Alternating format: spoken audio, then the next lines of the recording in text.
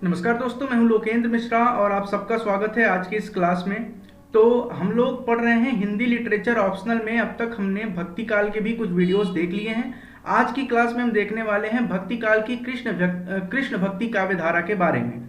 तो सगुण भक्ति की जब हम बात करते हैं, सगुण भक्ति की जब हम बात करते हैं तो सगुण में दो धाराएं आती हैं, आपको पता है। एक राम मार्गी है और दूसरे का नाम हमने दिया है कृष्ण मार्गी शाखा। तो दोनों बेसिकली सगुण ईश्वर के बारे में है। सगुण यानी कि मैंने ये सारी चीजें, निर्गुण क्या है, सगुण क्या है, ये सब कुछ हम डिस्कस कर चुके हैं। तो आइए सबसे पहले देखते हैं कि सगुण भक्ति में कृष्ण काव्य धारा की क्या खासियत है, क्या विशेषताएं हैं। वो सारी बातें आज की इस क्लास में हम समझेंगे। तो देखिए, सबसे पहली बात कि कृष्ण भक्ति काव्य धारा क्या है, तो ये सगुण की एक सब डिवीजन है सगुण का। सबसे पहले संस्कृत में गीत गोविंद नाम से एक रचना रची गई जयदेव के द्वारा, और वहां से कृष्ण भक्ति काव्य धारा की शुरुआत हम एक तरह से मान लेते हैं। अब जब हम बात करते हैं कि भक्ति काल में कृष्ण भक्ति काव्य धारा के प्रतिनिधि कवि की बारे में बात जब होती है, प्रतिनिधि कवि यानी कि वो कवि जो उस पूरी भक्ति धारा की, उस पूरी काव्य धारा का प्रतिनिधित्व करने वाला कवि है, एक तरह से हीरो कह सकते हैं, तो वो हमारे यहाँ पे आते हैं सूरदास। और सूरदास को हम डिटेल में भी आगे पढ़ेंगे। सबसे पहले बात करें, जैसा कि हमने कृष्ण प्रेम मार्गी शाखा या फिर ज्ञान मार्गी शाखा में डिस्कस किया था, सबसे पहले हम डिस्कस करते हैं भावगत विशेषताओं के बारे में। भाव की विशेषताएं क्या है, फिर हम बात करते हैं शिल्पगत विशेषताओं की। ये वीडियो थोड़ा सा लंबा होगा, इसमें हम भावगत विशेषताएं, शिल्पगत विशेषताएं, न सिर्फ कृष्ण काव्य धारा बल्कि हम राम भक्ति काव्य धारा की बात भी करेंगे इसमें। उसके बाद से हम अलग से वीडियोस लाएंगे जिसमें हम कबीर, तुलसी और जायसी के बारे में एक एक वीडियो अलग से आएगा। अब देखिए, वल्लभाचार्य का जो शुद्धाद्वैतवाद का जो दर्शन था उसका ही आधार है। अब ये सारे दर्शनों के बारे में हमने पहले से ही डिस्कस किया हुआ है। और देखिए क्या होता है, ज्ञान मार्ग, योग मार्ग, इन दोनों का विरोध करते हैं कृष्ण भक्ति काव्य धारा के जो लोग हैं, और ये प्रेम पर आधारित भक्ति को बल देते हैं। प्रेम पर आधारित भक्ति को बल देने वाला कौन सा शाखा है भाई, तो वो शाखा है कृष्ण भक्ति काव्य धारा, और इसी को ये लोग पुष्टि मार्ग बताते हैं। अब पुष्टि मार्ग का दर्शन क्या है, ये जैसे जैसे स्लाइड आगे बढ़ेगी तो पुष्टि मार्ग के बारे में हम डिटेल में अभी अध्ययन करने वाले हैं। तब तक के लिए आप सिर्फ इतना जान जाइए कि पुष्टि मार्ग में भक्त और भगवान का जो संबंध होता है वो पोष्य और पोषक का होता है। यानी कि भगवान जो है वो पोषक होगा और भक्त जो है वो पोष्य होगा। पोषक यानी जो पोषण करे, और पोष्य मतलब जिसका पोषण किया जा रहा हो। ठीक बात है, आगे बढ़ते हैं। अब हम बात करें कि इनकी जो विशेषताएं हैं, उसमें पहला है कि ये लीलाओं में विश्वास करते हैं, और लीलाओं का इतना शानदार वर्णन देखने को हमें कृष्ण भक्ति काव्य धारा में मिलता है। और इसके कुछ प्रमुख कवि भी हैं, जिसमें कि नंददास का मैंने यहाँ पे एग्जाम्पल लिया है। जो यह लीला अचल चित्तदय सुने सुनावे, प्रेम भक्ति सो पावे और सबके जी भावे। तो इसमें लीला के बारे में ये कहते हैं कि अपना चित्त लगाकर, मन लगाकर जो इस लीला को सुनेगा और सुनाएगा, उसको प्रेम की भक्ति प्राप्त होगी और वो सबके मन को भाएगी। तो इस तरह की बातें हैं। फिर हम बात करते हैं कि दूसरी विशेषता है वो वात्सल्य का चित्रण है। वात्सल्य का चित्रण जितनी सरलता से और जितने अच्छे तरीके से सूरदास ने किया है, सूरदास जो है इस मामले में विश्व के सर्वश्रेष्ठ कवि माने जाते हैं। न सिर्फ हिंदी भाषा के कवियों की बात हो रही है, बल्कि हिंदी, अंग्रेजी, अरबी, फारसी इत्यादि सभी भाषाओं के कवियों में यदि देखा जाए तो वात्सल्य का सर्वश्रेष्ठ, सबसे अच्छा चित्रण किसी कवि ने किया है तो वो सूरदास है। एग्जाम्पल है यहाँ पे, शोभित कर नवनीत लिए, घुटुरन चलत रेणुतंड मंडित मुख दधि लेप किए। ये सारी चीजें, आप इसके लिए चिंतित मत होइएगा कि ये क्या है, ये सारी चीजें हम डिस्कस करेंगे डिटेल में। इनके काव्य की खास बात एक ये है कि प्रकृति की बड़ी भूमिका होती है इनके काव्यों में। प्रकृति की भूमिका का मतलब क्या हुआ, प्रकृति क्या है, जो पेड़ पौधे इत्यादि हैं, ये सब कुछ प्रकृति है। और प्रकृति की भूमिका इन लोगों ने इनके काव्य में संयोग श्रृंगार और वियोग श्रृंगार दोनों में ही प्रकृति की भूमिका महत्वपूर्ण हो जाती है जब हम कृष्ण भक्ति काव्य धारा की बात कहते हैं। एग्जाम्पल के लिए आप यहाँ पे देखिए, वियोग के संबंध में, वियोग श्रृंगार में किस प्रकार से प्रकृति का सहारा लिया जा रहा है, प्रकृति की भूमिका किस प्रकार कृष्ण भक्ति काव्य धारा में देखने को मिलती है, इसका एग्जाम्पल आपको यहाँ पे है। एग्जाम्पल क्या है, मधुबन तुम कत रहत हरे, विरह वियोग श्याम सुंदर के ठाड़े क्यों नजर। ये कट के जगह पे कत है, यहाँ लिखा है ना, कत होगा ये। मतलब मधुबन तुम कत रहत हरे, मधुबन से कहा जाता है कि तुम हरे कैसे हो, किस प्रकार तुम अभी भी हरे हो। विरह वियोग श्याम सुंदर के, श्याम सुंदर यानी कृष्ण, कृष्ण के विरह के वियोग के कारण तुम खड़े खड़े ही जल क्यों न गए, तुम इस प्रकार हरे क्यों हो। यानी प्रकृति का इन लोगों ने श्रृंगार में जिस प्रकार से सहारा लिया है, जिस प्रकार से महत्वपूर्ण भूमिका प्रकृति श्रृंगार में दिखाई देती है हमें, वैसे ही वियोग श्रृंगार में भी, न सिर्फ संयोग बल्कि वियोग में भी कृष्ण भक्ति कवियों ने इसका भरपूर मात्रा में प्रयोग किया है। आगे बढ़ते हैं। सामाजिक जीवन के प्रति गंभीरता का अभाव, देखिए यहाँ पे मैं बताता हूँ, देखिए कुछ यहाँ पे स्लाइड में आपको गलतियां दिख रही होंगी, जैसे सामाजिक नहीं लिखा गया है, सामाजिक लिखा गया है, शुक्ल जी यहाँ पे वर्तनी अशुद्धि है, तो ये टाइपिंग मिस्टेक हो जाती है। खैर मैं उसको सुधार करते हुए चलूंगा। तो सामाजिक जीवन के प्रति गंभीरता का अभाव कृष्ण भक्ति काव्य धारा के कवियों में देखने को मिलता है। याद रखिएगा, जब हम पढ़ेंगे राम भक्ति काव्य धारा, तो राम भक्ति काव्य धारा में सामाजिक, राजनीतिक और आर्थिक विषमताओं पर बहुत ही केंद्रित प्रयास हुआ है और बहुत ज्यादा बल देकर रचनाएं लिखी गई हैं। इसका सर्वश्रेष्ठ उदाहरण जब हम राम भक्ति काव्य धारा पढ़ेंगे तो हम तुलसीदास के रामचरितमानस को आधार बनाकर इस बात को हम पढ़ेंगे। फिलहाल के लिए सामाजिक जीवन की गंभीरता का अभाव जो देखने को मिलता है कृष्ण भक्ति कवियों में, उसका उदाहरण यहाँ पे दिया हुआ है। संतन को कहाँ सीकरी सो काम, ये देखिए कहना नहीं है, कहाँ है, मैं यहाँ लिख देता हूं, संतन को कहाँ सीकरी सो काम। सीकरी मतलब क्या है, यहाँ पे फतेहपुर सीकरी जो था ना, उससे आप ले सकते हैं इसका अर्थ। तो संतन को कहाँ सीकरी सो काम, आवत जात पन्हैया टूटी बिसर गयो हरि नाम। यानी कि जब खुद बादशाह भी बुलाते हैं कवि को कि तुम आओ यहाँ पर फतेहपुर सीकरी में, तुम आओ, बादशाह जब अपने दरबार में बुलाते हैं तो संत कवि कहते हैं कृष्ण भक्ति काव्य धारा के कि संतन को कहाँ सीकरी सो काम, मैं तो संत हूं, मुझे फतेहपुर सीकरी, मुझे सीकरी से क्या काम है, मुझे बादशाह से क्या काम है। देखिए फिर कुंभन दास का एक एग्जाम्पल है, जाको देखत दुख लागत ताको करण प्रणाम, वही बात है, अगला उसी का एक पॉइंट है, संतन को कहाँ सीकरी सो काम, आवत जात पन्हैया टूटी बिसरी गयो हरि नाम, जाको देखे दुख लागत ताको करण प्रणाम। शुक्ल जी कहते हैं कि कृष्ण भक्ति काव्य धारा जो है ये लोक मंगल की सिद्धावस्था का काव्य है। देखिएगा स्टेटमेंट है शुक्ल जी का, तो इंपॉर्टेंट हो जाता है। लोक मंगल की सिद्धावस्था, यानी लोक मंगल इतने सिद्ध अवस्था में पहुंच गया है कि इनको सामाजिक विषमताओं से कोई लेना देना नहीं है, इनको लग रहा है कि सब कुछ ठीक ठाक है। पहली बात तो ये मैं यहाँ पे कहना चाहूंगा। दूसरी बात, शुक्ल जी जो कहते हैं लोक मंगल की सिद्धावस्था का काव्य है, ये आप याद रखिएगा। नारी मुक्ति का काव्य भी इसमें कहा जाता है, क्योंकि मीराबाई में नारी मुक्ति के स्वर दिखाई देते हैं। अभी हम आगे की स्लाइड में मीराबाई के बारे में पढ़ेंगे भी, जैसे कि पग घुंघरू बांध मीरा नाची रे, उनका जो एक सवैया वगैरह जो कवित्व वगैरह उन्होंने लिखा है, वो सारी चीजें अभी डिस्कस करेंगे हम आगे। इसी में उन्होंने कहा था कि पग घुंघरू बांध मीरा नाची रे, मैं तो अपने नारायण की आप ही हो गई दासी रे, लोग कहें मीरा भई बावरी, न्यात कहें कुलनासी रे। इसका मतलब है कि मैं तो अपने नारायण यानी कि कृष्ण की दासी हो गई हूं। दास्य और दासी का भाव यहाँ पे मीराबाई के काव्य में हमें भक्ति का दास्य भाव भी दिखाई देता है। मैं तो अपने नारायण की आप ही हो गई दासी रे, मतलब मैं अपने नारायण की दासी हो गई हूं।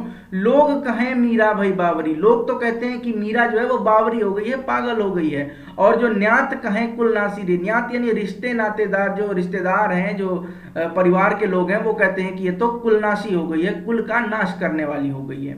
विवाहित गोपियों का कृष्ण से प्रेम दिखाया जाता है कृष्ण भक्ति काव्य धारा में, तो ये भी एक प्रकार की सामाजिक बंधन को तोड़ने वाली बात है कि किसी विवाहित स्त्री का किसी अन्य व्यक्ति के प्रति प्रेम को दिखाया जाना। आगे बढ़ के हम बात करते हैं कि कृष्ण भक्ति काव्य धारा की शिल्पगत विशेषताएं क्या है। बहुत ज्यादा गर्मी है आज।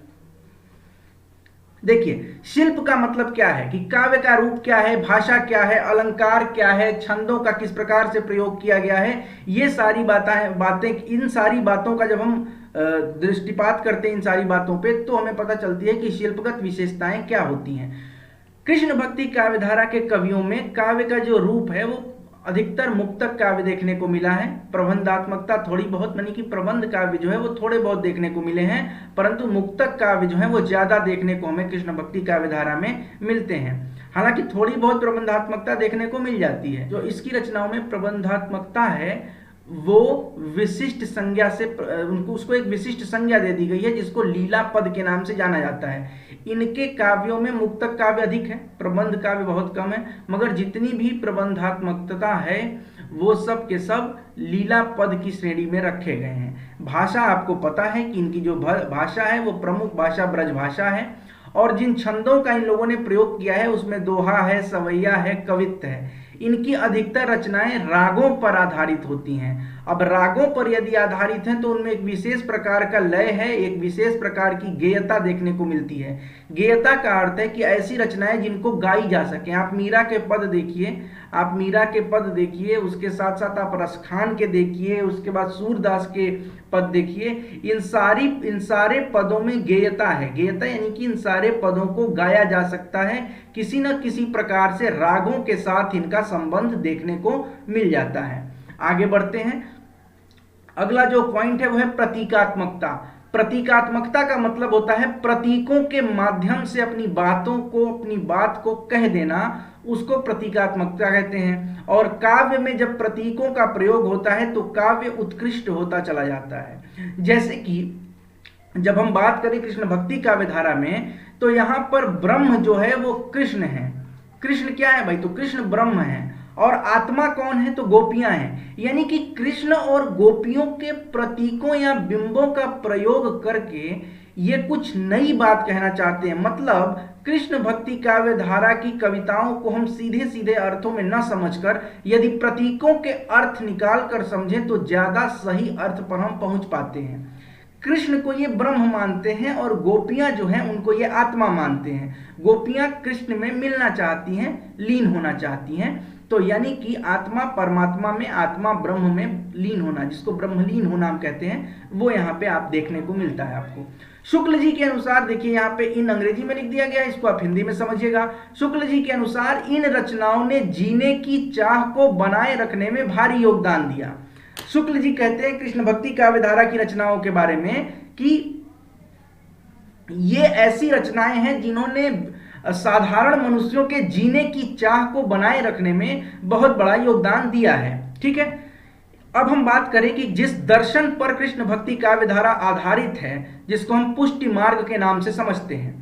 पुष्टि मार्ग का मतलब होता है कि ईश्वर और जीव में पोषक और पोष्य का संबंध है। ईश्वर जो है वो हमारा पोषण करता है और जीव जो है उसका पोष्य होता है। ठीक है, अब देखिए कर्म और फल वाली जो थ्योरी है ना हमारे पास, कि कर्म करोगे उसके अनुसार फल मिलेगा।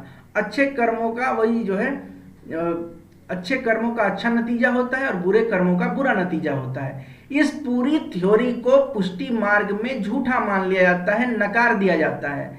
इनका कहना है कि ऐसा नहीं है कि आप कर्म करेंगे तो आपको ईश्वर मिल जाएगा। यदि ईश्वर आपसे, आपके ऊपर यदि ईश्वर का अनुग्रह है तो ईश्वर की भक्ति आप कर पाएंगे। यानी कि ईश्वर जिससे प्रेम करेगा उसे खुद ही भक्ति का अनुग्रह देगा, नौग्रह नहीं, अनुग्रह देगा। क्लियर बात है? यानी कि आप अच्छे कर्म करेंगे तो अच्छे फल और बुरे कर्म करेंगे तो बुरे फल। इसको ये नकारते हैं, ये कहते हैं कि ईश्वर जिससे प्रेम करेगा खुद ही उसे भक्ति का अनुग्रह देगा। ठीक है, करी गोपाल की सब सोई, देखिए यहां पे लिखा है करी गोपाल की सब होई, जो अपनो पुरुषार्थ मानत अति झूठो है सोई। पुरुषार्थ, जो अपनो पुरुषार्थ मानत अति झूठो है सोई। यहाँ पे कह रहे हैं कि वही होगा जो गोपाल चाहेंगे, वही होगा जो कृष्ण चाहेंगे।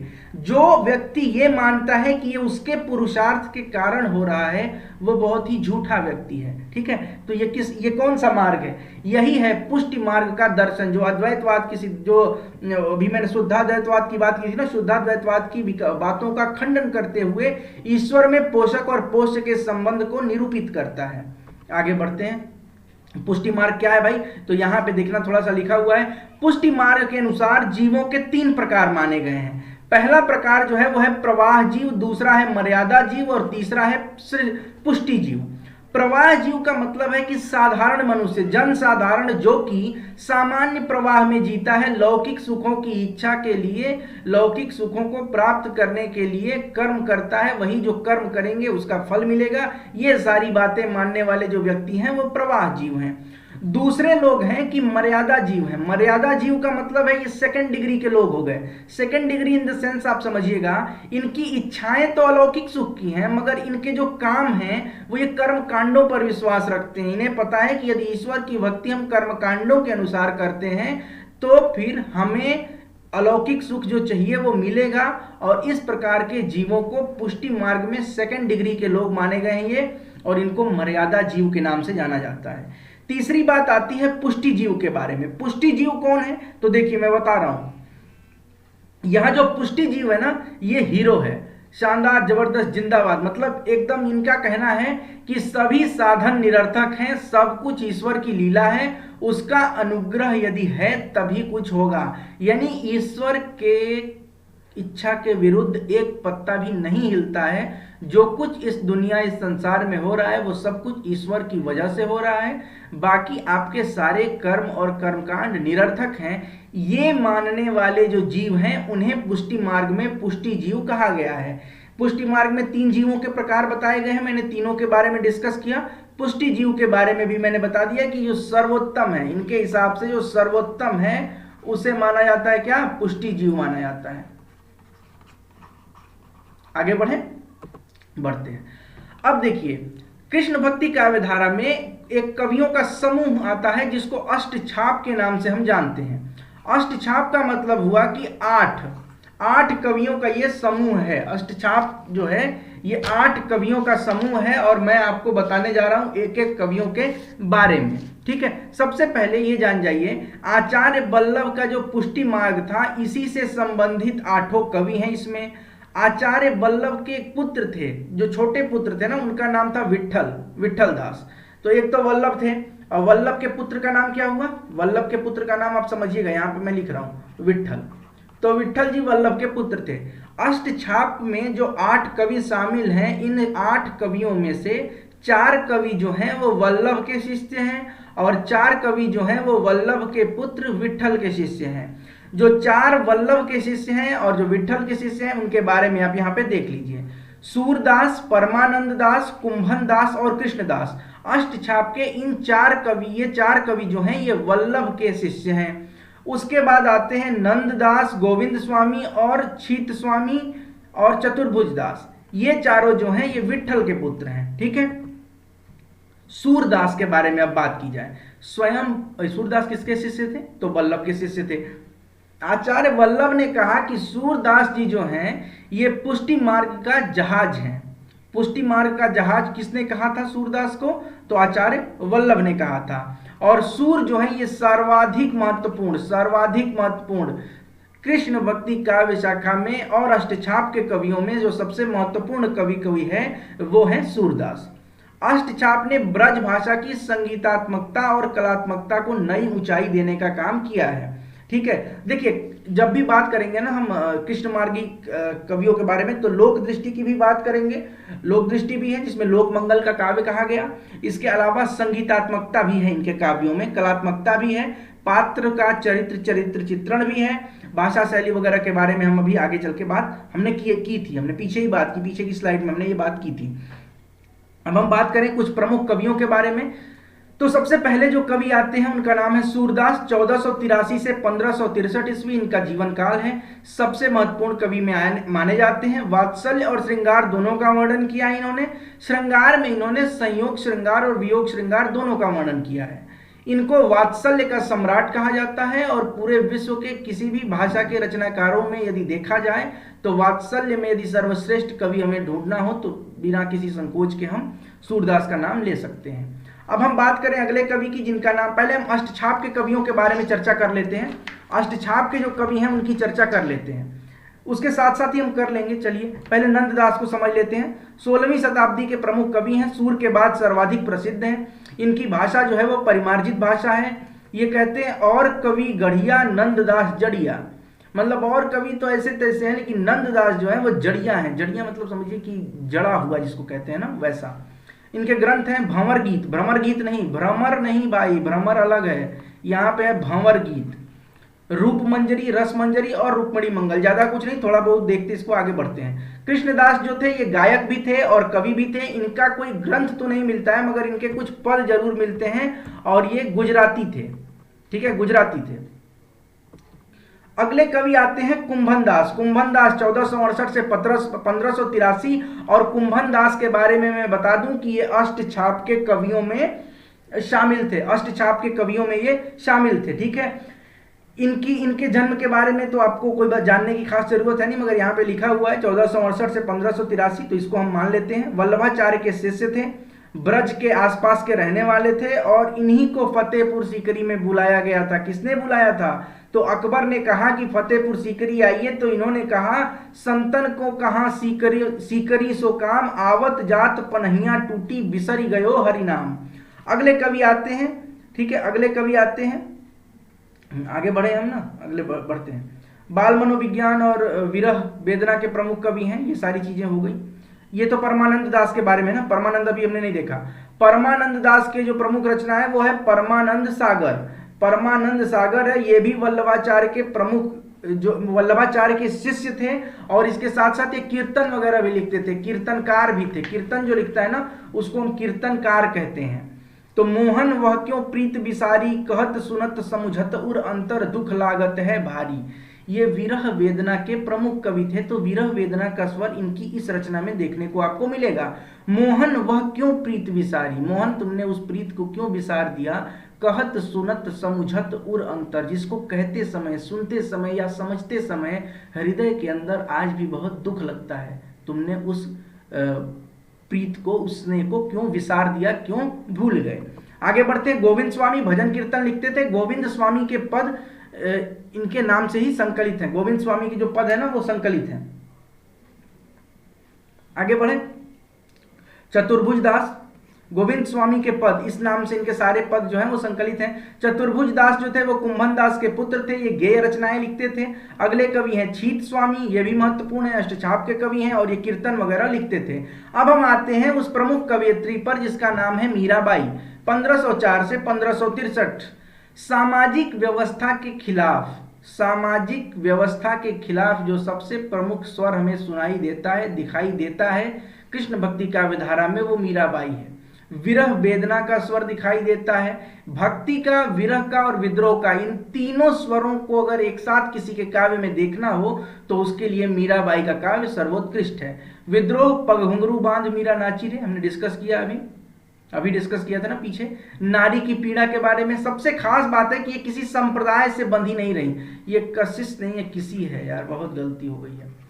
ये किसी भी संप्रदाय से बंधी नहीं रही, किसी संप्रदाय से बंधी नहीं रही। इनके काव्य में कहीं कहीं पर जोगी या जोगिया शब्द आता है तो लोगों को लगता है कि कहीं ये नाथ संप्रदाय से तो नहीं है। कहीं कहीं अविनाशी और निरंजन शब्द लगता है तो वहां लोगों को लगता है कहीं ये संत काव्य धारा से तो जुड़ी नहीं है। तो इनकी रचनाओं में आपको अलग अलग संप्रदायों के शब्दों का एक देखने को इनको मिलेगा कि शब्द अलग अलग संप्रदाय के हैं, पर आप ये कह दें कि किसी संप्रदाय विशेष से जुड़ी थी तो वो गलत हो जाएगा। इनकी रचनाएं पूर्णतः असांप्रदायिक रचनाओं की कैटेगरी में हैं। प्रेमी प्रेमिका की संवेदनात्मक अनुभूति इनकी रचनाओं में देखने को मिलती है। एग्जाम्पल देखिए आप यहाँ पे, मैं तो गिरधर के घर जाऊं, गिरधर मारो साचो प्रीतम, देखत रूप लुभाऊं, रैन पड़े तब ही उठ जाऊं, भोर भये उठी धाऊं। तो मीरा जो है ये कृष्ण भक्ति काव्य धारा की वो कवि हैं जिनके काव्य रचनाओं में प्रेमी प्रेमिका की संवेदनात्मक अनुभूति भी देखने को मिलती है, इसके साथ साथ विरह वेदना भी देखने को मिलती है और सामाजिक विषमताओं के विरुद्ध एक आवाज भी देखने को मिलती है। इनके विरह का कोई आलंबन नहीं है। आलंबन इन द सेंस कुछ ऐसा नहीं है कि किसी और के माध्यम से बात कही जाए, जो कह रही है वो खुल के अपने माध्यम से बात कह रही हैं। ब्रज भाषा, गुजराती, खड़ी बोली, राजस्थानी, इन सारी भाषाओं के समकक्ष इनकी भाषा है। छंदों का कोई विशुद्ध अनुशासन देखने को नहीं मिलता है। समझिएगा, इसका मतलब हुआ हर एक छंद जो है, छंद दो प्रकार के हैं, मात्रिक छंद और वर्णिक छंद। किसी में मात्राओं का अनुशासन है, किसी में वर्णों का अनुशासन है। परंतु मीराबाई के जो छंद हैं उनमें छंदों के अनुशासन देखने को नहीं मिलते हैं। ऐसा नहीं है कि इनके छंद, जो छंद शास्त्र के सिद्धांत है या अनुशासन है, उससे बिल्कुल अलग है, पर हाँ इतना जरूर है कि छंदों का विशुद्ध अनुशासन इनके छंदों में देखने को नहीं मिलता है, मीराबाई के छंदों में देखने को नहीं मिलता है। अगले प्रमुख कवि हैं वो है रसखान। रसखान भी संप्रदाय निरपेक्ष कृष्ण भक्ति कवि हैं। संप्रदाय निरपेक्ष यानी किसी संप्रदाय से ये भी जुड़े हुए नहीं हैं। कवित्व और सवैये के माध्यम से कृष्ण का वर्णन करते हैं। और सबसे महत्वपूर्ण आपको याद होगा, या मुरली मुरलीधर की अधरान धरी अधरान धरोंगी, यानी कि ये मुरली जो मुरलीधर ने अपने होठों पे रखी थी, अधरान धरी अधरान धरोंगी। तो ये सारी चीजें हैं, ये हम डिस्कस कर लेंगे कभी। हालांकि हमारे सिलेबस में रसखान उतना डिटेल में नहीं है, मगर फिर भी देख लेते हैं। प्रमुख जो श्रृंगार है, प्रमुख जो रस है वो इनका श्रृंगार है। थोड़ा बहुत वात्सल्य भी है, थोड़ा बहुत वात्सल्य भी इन्होंने लिखा है। प्रमुख ग्रंथ जो है वो सुजान रसखान, दान लीला और प्रेम वाटिका है। इनकी रचनाओं में साहित्यिक ब्रजभाषा का प्रयोग किया गया है। आगे बढ़े, अगले कवि हैं रहीम दास। अब्दुल रहीम खानखाना अकबर के समकक्ष, भक्ति काल और रीति काल को जोड़ने वाले कवि, ब्रिज का काम, पुल का काम करने वाले कवि हैं रहीम दास। प्रमुख विषय जो है वो नीति है, भक्ति है, प्रेम है और श्रृंगार है। यह है भक्ति, नीति, भक्ति, प्रेम, श्रृंगार पर इन्होंने लिखा है। और प्रमुख ग्रंथ रहीम दोहावली, बरवय नायिका भेद, श्रृंगार सोरठा इत्यादि हैं। उसके बाद ये तो हो गए कि भक्ति काल के कृष्ण भक्त कवि कौन थे। इसके बाद कुछ परवर्ती कवि आते हैं जो भक्ति काल के न होकर रीति काल या आधुनिक काल के कवि हैं। उन लोगों ने भी कृष्ण भक्ति के छंद लिखे हैं। उनमें प्रमुख हैं बिहारी लाल, घनानंद, पद्माकर, भारतेंदु हरिश्चंद्र, मैथिली शरण गुप्त हैं, अयोध्या प्रसाद सिंह और यौध हैं, जगन्नाथ दास रत्नाकर हैं। इन लोगों ने भी लिखा है। और जैसे जैसे हमारा सिलेबस आगे बढ़ेगा तो इनकी रचनाओं में कृष्ण भक्ति किस प्रकार से, कृष्ण का वर्णन है, वो भी हम आगे चलकर देखते रहेंगे। तो अब हम बात करते हैं सगुण काव्य धारा में राम भक्ति काव्य धारा के बारे में। यानी कि सगुण में हमने क्या देखा, पहले कृष्ण भक्ति काव्य धारा देखा, अब हम देखते हैं राम भक्ति काव्य धारा। तो देखिए, भक्ति आंदोलन जो था वो दक्षिण भारत से उत्तर भारत में आ गया। फिर आते हैं रामानंद। रामानंद ने क्या किया कि भक्ति का मार्ग सबके लिए खोल दिया। रामानंद ने भक्ति का मार्ग सबके लिए खोल दिया। उन्होंने ये घोषणा की, उनका एक जो मैं आपको कुछ पंक्तियां सुनाना चाहता हूं जो उन्होंने घोषणा के माध्यम से कही हैं, लिखी हैं। जाति पाति पूछे नहीं कोई, हरिका भजै सो हरिका होई। उन्होंने कहा था ना, जाति, ये हमने पहले भी डिस्कस किया हुआ है, जाति पाति पूछे नहीं कोई, पूछे नहीं कोई, हरिका भजै सो हरिका होई, हरिको भजै सो हरिको होई। यानी जाति से मतलब नहीं है, आप किस संप्रदाय, पंथ, मजहब को मानते हैं उससे मतलब नहीं है। यदि आप हरि को भजते हैं तो हरि के हो जाएंगे। तो इन्हीं से स्वामी रामानंद से ही दीक्षा लेकर कबीर जो थे उन्होंने क्या किया, तो उन्होंने निर्गुण के बारे में, निर्गुण ब्रह्म की उपासना पर बल दिया। लेकिन हम बात करेंगे अब राम भक्ति काव्य धारा में, तो रामानंद ने ही राम भक्ति शाखा की स्थापना भी की थी। ठीक है, हम बात करते हैं भावगत विशेषताओं के बारे में जो कि हमें देखने को मिलती है। कहाँ भाई, तो वो उन भावगत विशेषताओं के बारे में अब हम बात कर लें जो कि हमें राम मार्गी काव्य धारा की शाखा में देखने को मिलती है। तो सबसे पहले राम का स्वरूप क्या होगा, राम का स्वरूप क्या है, ये सबसे बड़ी विशेषता है। और राम का जो स्वरूप है वो सगुण राम का स्वरूप है। ठीक है, सगुण का स्वरूप है। सगुण और निर्गुण अलग अलग है। राम भक्ति काव्य धारा है कि ये सगुण राम को मानते हैं। और इनका कहना है कि ही निर्गुण नयनन ही सगुण रसना नाम सुनाए, मनहु पुरट संपुट लसत तुलसी ललित ललाम। ठीक है, सुन रहे हैं आप, सुनिएगा, लिखिए, नोट करना है तो नोट कर लीजिए। ही निर्गुण नयनन ही सगुण, ही निर्गुण नयनन ही सगुण, रसना नाम सुनाए, मनः पुरट संपुट लसत तुलसी ललित ललाम। ये गोस्वामी तुलसीदास ने कहा है कि आवश्यकता अनुसार राम के सगुण और निर्गुण दोनों रूपों को स्वीकार करना पड़ेगा।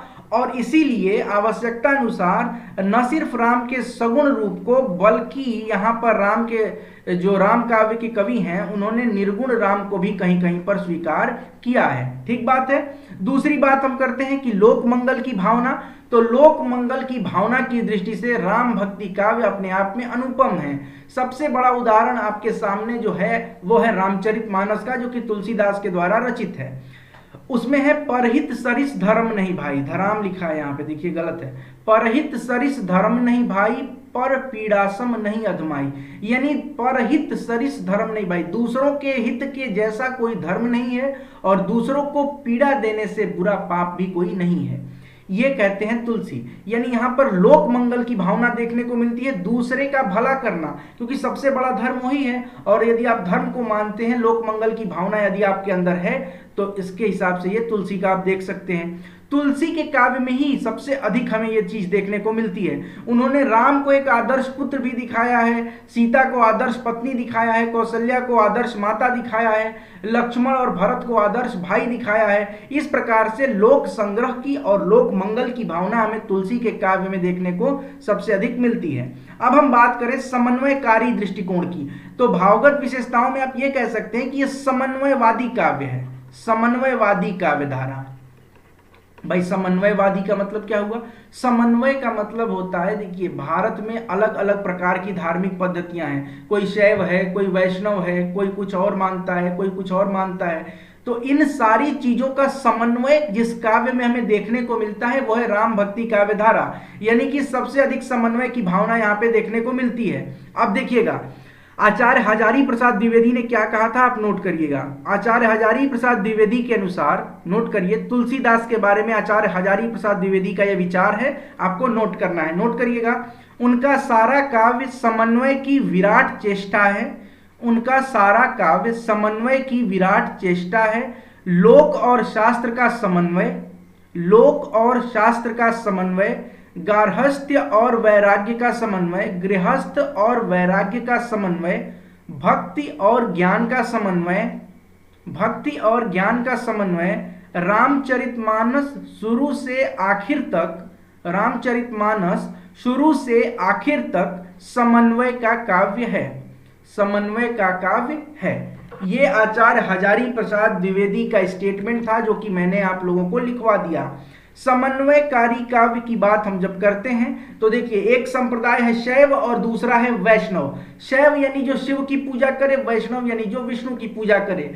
शैव और वैष्णवों के बीच समन्वय दिखाने का प्रयास तुलसी इस नीचे लिखी चौपाई के माध्यम से, जो कि रामचरितमानस में है, कहते हैं कि शिव द्रोही मम दास कहावा, सोनर मोहि सपने नहीं पावा।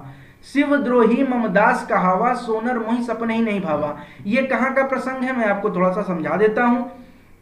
ये जो चौपाई है, ये प्रसंग, चौपाई का जो ये पार्ट लिया गया है, ये प्रसंग है जब सेतु बांध रामेश्वरम का, जब राम लंका पर जाने के लिए समुद्र बांधते हैं और वहां उतरकर उन्होंने शिव जी की पूजा की, वहां पर जहां पे रामेश्वर में उन्होंने रामेश्वर भगवान की स्थापना की, वहां पे वो कहते हैं कि शिव द्रोही मम दास कहावा, यानी शिव से बैर रखने वाला, शिव का बैरी यदि मेरा दास कहलाता है, सोचता है कि वो मेरा दास बन जाएगा यानी कि मेरा भक्त बन जाएगा, तो वैसा मनुष्य, वैसा नर मुझे सपने में भी नहीं पा सकता। यानी शैव और वैष्णव के बीच में समन्वय हमें यहाँ देखने को मिलता है। जैसा कि पहले ही कहा कि समन्वयकारी भावना इन काव्यों में बहुत अधिक है। आगे बढ़ते हैं। इनकी जो भक्ति का भाव है वो है दास्य भक्ति। दास्य भक्ति मतलब भक्त जो है वो ईश्वर का दास होता है। एग्जाम्पल देखिए, राम सो बड़ो है कौन, मोसो कौन छोटो, राम सो खरो है कौन, मोसो कौन खोटो। यानी यहाँ कवि कह रहा है कि राम से बड़ा कौन है और मुझसे छोटा कौन है, राम से खरा कौन है और मेरे जैसा खोटा कौन है।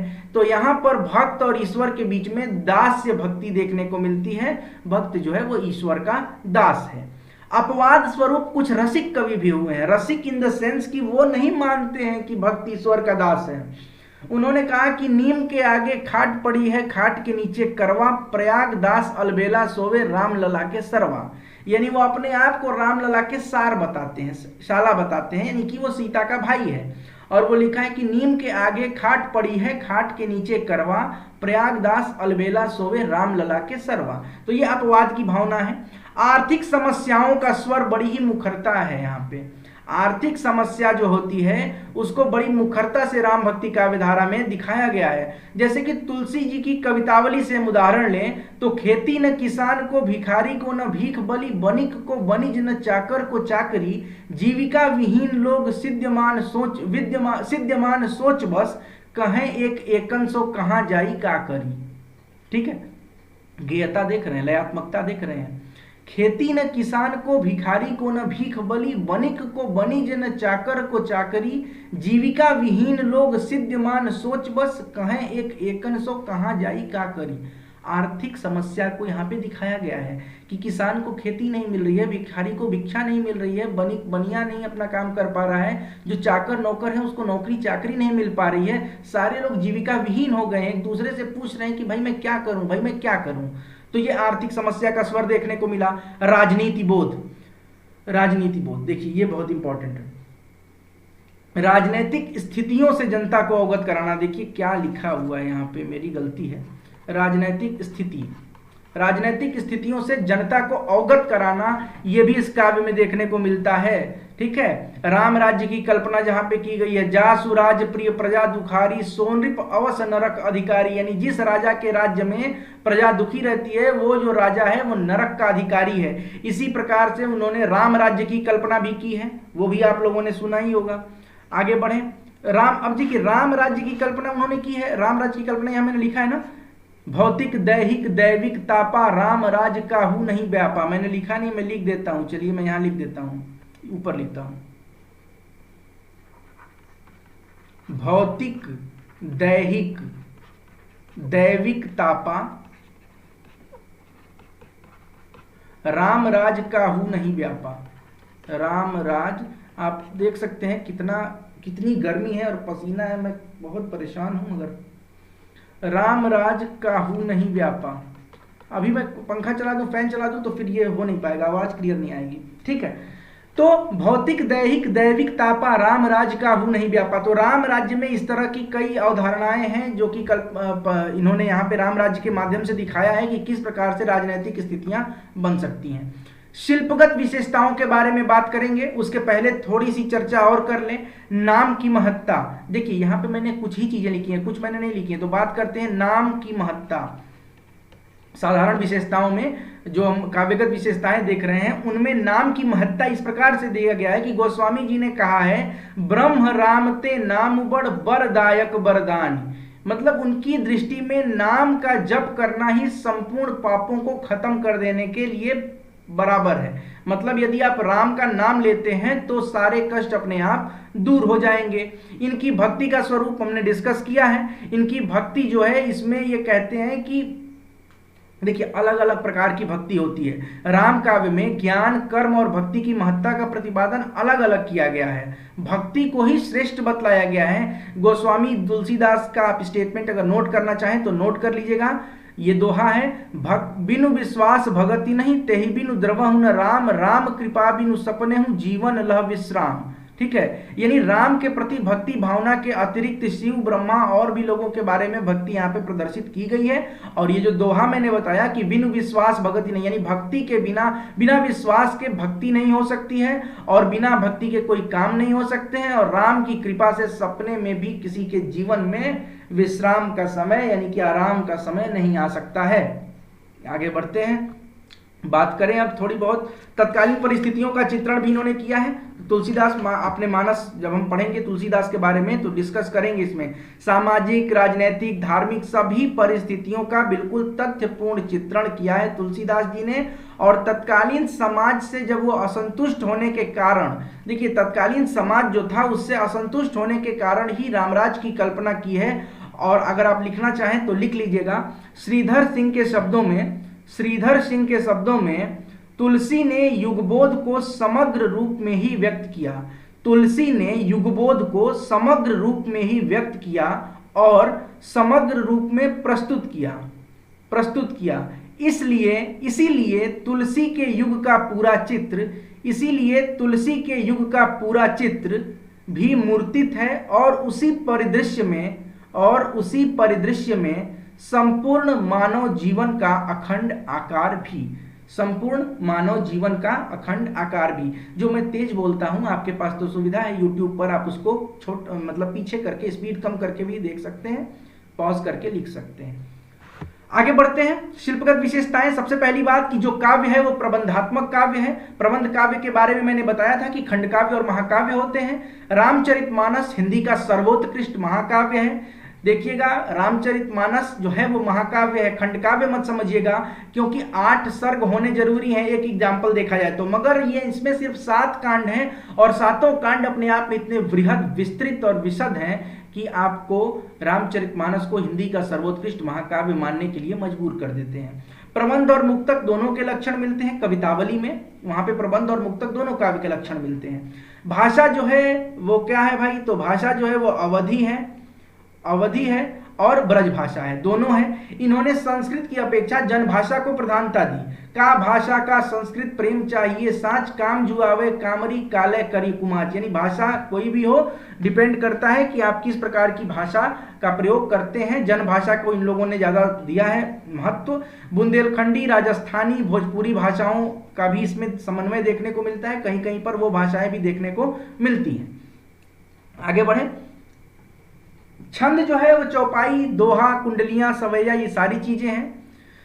सवैया है, छप्पे नहीं, छप्पय होता है ना, छप्पय वगैरह भी हैं, तो ये सारे छंदों का इसमें प्रयोग है। इस शाखा के कवियों ने अर्थालंकार को ज्यादा अधिक प्रयोग किया है। इन लोगों ने शब्दालंकार का कम और अर्थालंकार का अधिक किया है, जैसे उपमा, रूपक, उत्प्रेक्षा, संदेह, विरोध, अतिशोक्ति, इन अलंकारों का बहुत ही स्वाभाविक तरीके से प्रयोग यहाँ पे किया गया है। ठीक बात है, इसका प्रयोग किया गया है। अब राम काव्य की विभिन्न शैलियां देखने को मिलती हैं, प्रबंधात्मक भी हैं कहीं, तो कहीं कहीं पर मुक्तक शैली भी है। और रस की अगर हम बात करें कि रस कौन सा है, तो रस में अधिकतर तो हमें शांत रस देखने को मिलता है। ठीक है, शांत रस देखने को मिलता है। और यदि छंदों के बारे में पूछे कि सबसे अधिक छंद कौन है, तो मुख्य रूप से है दोहा, चौपाई आदि छंद, ये प्रचुर मात्रा में है। कुछ सोरठा, कुंडलियां, छप्पय, सवैये, कवित्त, बिरवय, ये सारी चीजें भी आपको मिल जाएंगी। अब हम बात करें, आगे बढ़े, चलिए पहले एक आप स्टेटमेंट लिखिए, एक स्टेटमेंट और लिखिए। डॉक्टर माता प्रसाद गुप्त के शब्दों में, डॉक्टर माता प्रसाद गुप्त के शब्दों में हिंदी राम भक्ति धारा में अनेक कवि हुए हैं। हिंदी राम भक्ति काव्य धारा में अनेक कवि हुए, किंतु राम भक्ति धारा का साहित्यिक महत्व अकेले तुलसीदास के कारण है। ठीक है, धारा के अन्य कवियों और तुलसीदास में अंतर तारागण और चंद्रमा का नहीं, तारागण और सूर्य का है। देखिए कितना बड़ा स्टेटमेंट दे रहे हैं, तारागण और सूर्य का है, इसीलिए हम धारा का अध्ययन मुख्यतः तुलसीदास में ही पढ़ते हैं। ठीक है बात, देखिए इन्होंने कहा है कि तुलसीदास जो है वही मेन कवि हैं, उनके बाद जो और कवि हैं उनमें तारा और चंद्रमा का अंतर नहीं है, क्योंकि चंद्रमा के पास भी अपना प्रकाश नहीं है, तारा जो है वो भी कम चमकता है। तारा और चंद्रमा यदि दोनों को हम देखें रात के समय में, तो दोनों की चमक जो है वो कम है। सूर्य से कंपेयर किया जाए तो, सूर्य से कंपेयर करने पे ये बात हो रही है, ज्यादा वैज्ञानिकता में मत जाइएगा, सूर्य से कंपेयर कर रहे हैं। तो सूर्य और तारे में, सिंपल तारा जो दूर से दिखाई देता है टिमटिमाता हुआ, उसके और सूर्य में जो अंतर है वो तुलसीदास और उनके अन्य कवियों में है, जो राम भक्ति काव्य धारा के कवि हैं। आगे बढ़े, प्रमुख राम भक्ति कवि में सबसे पहले आते हैं रामानंद जी, 14वीं-15वीं शताब्दी। राम रक्षा स्तोत्र की इन्होंने रचना की, भक्ति काल के उदय में अत्यंत महत्वपूर्ण भूमिका है इनकी। फिर आते हैं तुलसीदास, राम राज्य की कल्पना की इन्होंने, समन्वयकारी दृष्टिकोण हमें देखने को मिला। शैव और वैष्णव में शिवद्रोही मम भगत कहावा, सोनर मोहि सपने नहीं पावा। रामचरितमानस, इनको डिटेल में पढ़ेंगे आगे। ठीक है, केशवदास, नाभादास, ईश्वरदास, ये लोग भी राम भक्त कवियों में गिने जाते हैं। और आधुनिक काव्य की बात करें तो निराला, मैथिली शरण गुप्त, नरेश मेहता, इन लोगों ने भी राम से संबंधित रचनाएं लिखी हैं और इन्होंने राम के लिए विभिन्न प्रकार के मिथकों का प्रयोग किया है। ठीक है, ये बात क्लियर हो गई। अब देखिए राम भक्ति काव्य धारा में जब हमने विशेषताएं डिस्कस की थी, तो पता नहीं है मुझे कि मैंने बताया कि नहीं बताया, मैं यहां आपको एक बार और बता देना चाहता हूं कि गुरु का महत्व क्या है भाई, गुरु का महत्व क्या है इनकी दृष्टि में। तो गुरु का महत्व, भक्ति कवियों ने गुरु के महत्व को कभी भी अस्वीकार नहीं किया है। भक्ति काल के जितने भी कवि हैं, इन लोगों ने गुरु के महत्व को तो कभी अस्वीकार किया ही नहीं है। ठीक है, तो इन्होंने कहा है, देखिए आपको मैं स्टेटमेंट दे रहा हूं, फिर से इसको नोट करना होगा तो नोट करिए। एग्जाम्पल है, श्री गुरु पदनख मणिगण ज्योति सुमिरत दिव्य दृष्टि ही होती। ठीक है। और एक जगह उन्होंने कहा है बंदौ गुरुपद कंज कृपा सिंधु नर रूप हरि, यानी कि नर रूप में, मनुष्य के रूप में भगवान जो है वो गुरु हैं, ये यहाँ पे माना जाता है। ठीक है, तो हमने आज क्या डिस्कस किया, तो हमने आज डिस्कस किया राम मार्गी काव्यधारा और कृष्ण भक्ति काव्यधारा के बारे में। कुछ बातें मैं बता दूं, राम मार्गी और कृष्ण मार्गी इन दोनों की शिल्पगत विशेषताएं और काव्यगत विशेषताएं हमने देखी है। इसका मतलब ये नहीं है कि राम भक्ति काव्यधारा और कृष्ण भक्ति काव्यधारा का सब कुछ हमने पढ़ लिया। क्या सूरदास को इतने कम में पढ़ेंगे, क्या तुलसीदास को इतने कम में पढ़ेंगे? मैं आपको बताऊं, मेरे पास सिलेबस है, मैं आपको दिखाना चाहता हूं। मेरे पास सिलेबस में, जो हमारे सिलेबस में है पेपर 1 में, उसमें है भक्ति काल में कबीर, जायसी, सूर और तुलसी। तो कबीर, जायसी, सूर और तुलसी पर एक एक अलग अलग से लेक्चर, यानी 4 लेक्चर अभी और भक्ति काल के आएंगे और उसमें हम इन लोगों के बारे में डिस्कस करेंगे। मुझे विश्वास है कि आपको ये वीडियो पसंद आ रहा होगा। गर्मी है तो इसलिए थोड़ी सी परेशानी मुझे हो रही है, तो ये जो बार बार मैं थोड़ा सा डिस्टर्ब हो जा रहा हूं, तो उसको आप लोग इग्नोर करेंगे और जो आपके लिए इस वीडियो में काम की चीज़ है उस पर आप लोग ध्यान देंगे। मुझे पूरा विश्वास है कि आपको ये वीडियो पसंद आएगा। अगर आपको अच्छा लगता है तो लाइक करें, कमेंट करें, शेयर करें। सारे वीडियोस फ्री रहेंगे। हिंदी लिटरेचर ऑप्शनल पूरा कराने का मेरा पूरा प्रयास है। मैं पूरी कोशिश करूंगा कि Hindi literature optional UPSC, BPSC और यूपीपीएससी के सिलेबस के अनुसार एक एक चीज़ कंप्लीट करा दी जाए, उपन्यास से लेकर और सारी बातें। बहुत बहुत धन्यवाद आप सबका ये वीडियो देखने के लिए। जुड़े रहिए और अपने दोस्तों के साथ वीडियो को शेयर करते रहिए। चैनल पर नए हैं तो बताने की ज़रूरत नहीं है, चैनल सब्सक्राइब कर लीजिए। बहुत बहुत धन्यवाद। Thank you so much.